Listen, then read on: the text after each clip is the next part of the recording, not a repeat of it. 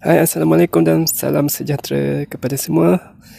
Dalam video sebelum ini saya share dengan anda tabung kecemasan saya yang saya simpan dalam bentuk emas. Okey. Untuk video kali ini saya minta sedikit saja masa untuk share apakah kelebihan, advantages ataupun kebaikan lah, ataupun apa dia punya bestnya, apa dia punya best bila kita simpan dalam bentuk emas. Simpanan kecemasan ni bila kita simpan dalam bentuk emas, simpan dalam bentuk fizikal. Okey, yang pertama ialah dia susah nak bocor. Okey, sebab kalau sekarang kita bukan dalam zaman hantu lah. Kalau saya bawa emas tu pergi Tesco ke, pergi IOI ke, kedai tak terima kedai tak terima, jadi susah bocor lah.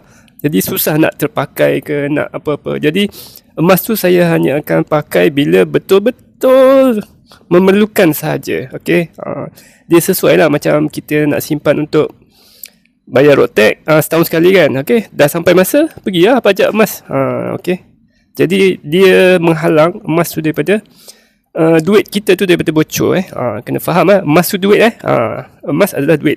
Sebab kita memang zaman dahulu emas adalah duit. Zaman sekarang kita pakai kertas. Okey, yang itu yang pertama. Yang kedua ialah dia adalah aset lah. Dia sejenis aset, sama macam rumah, sama macam tanah. Okey, cuma aset ni, emas ni aset yang nimble, mudah alih. Dan bila aset, apa yang kita perlu faham, nilai dia meningkat. Bila aset nilai meningkat, maksud nilai meningkat tu ialah dia semakin bernilai, semakin berharga dan semakin mahal. Okey, ini bukti dia untuk jangka panjang. Jangka pendek dia ada, biasalah dia ada turun naik. Tapi for longer terms, rumah, hartanah semua tu, dan termasuk emas lah, dia akan semakin bernilai. Okey, itu yang kedua. Yang ketiga ialah bila kita simpan buat koleksi macam ni, macam saya ada 5 kan, dia akan datang satu perasaan macam nak tambah lagi lah, takkan 5 je kan. Sebab kita ada buku collection, jadi kita dari semasa ke semasa kita akan semangat nak tambah lagi. So daripada 5 dia akan jadi tambah lagi satu, 6 lah. 6, 7, 8, 9, 10. Dia timbul semangat tu, perasaan spirit tu apa, semangat nak tambah lagi tu akan datang dengan sendiri. Okey, itu yang ketiga. Yang keempat ialah kita akan mula faham ekonomi. Sebab apa? Kebanyakan orang-orang yang simpan emas ni, dia akan selalu tengok harga. Jadi secara tak langsung bila dia tengok harga emas tu, dia akan follow ekonomi tau.